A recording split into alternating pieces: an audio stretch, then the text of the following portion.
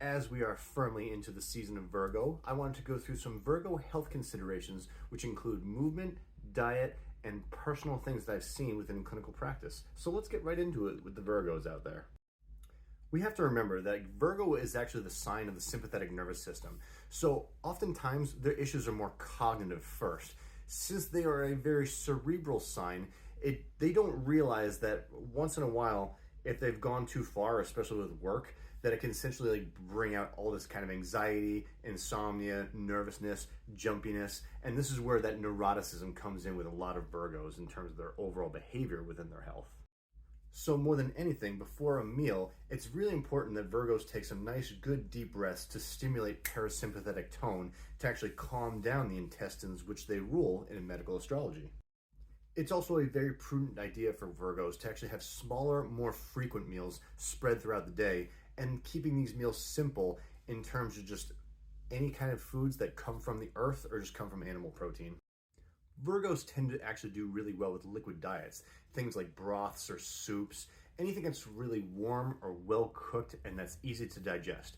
I would recommend staying away from like a raw food type of diet because Virgos tend to have difficulty with fat digestion in large amounts. So things that are warm like broths, soups, and teas will actually aid in a lot of fat digestion in the body, because if you think about fat, it's usually an oil, and when it's put into a cold environment like a refrigerator, it can solidify. So we want to make sure that Virgos have to do as little work as possible in the digestion process. In terms of Virgo movement, the biggest thing for Virgos is actually having that mind and muscle connection.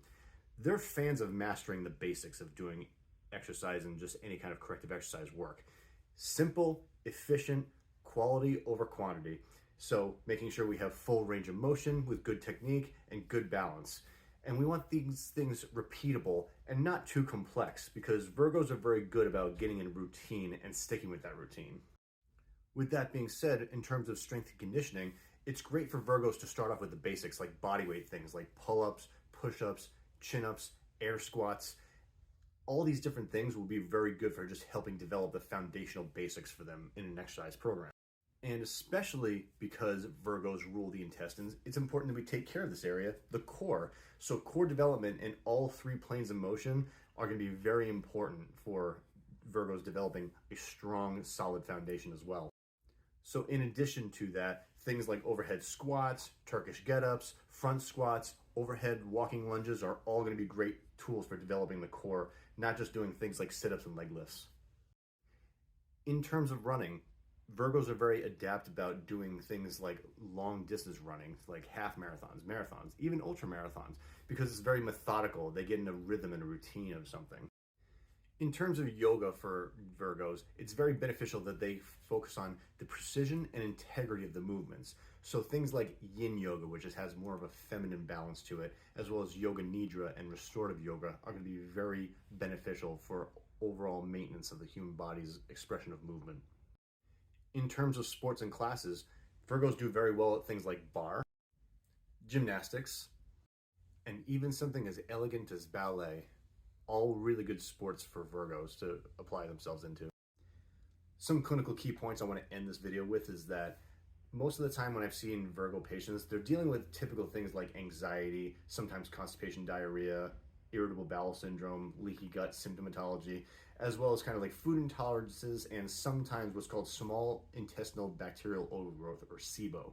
And to be honest, about like 90% of the Virgo patients I've seen over the years have some sort of digestional issue. So we just got to make sure that we're easing the sympathetic mode of what they're dealing with in life in terms of living on survival mode, because they're very hard workers. So we got to make sure that we ease that neuroticism that some Virgos can hold.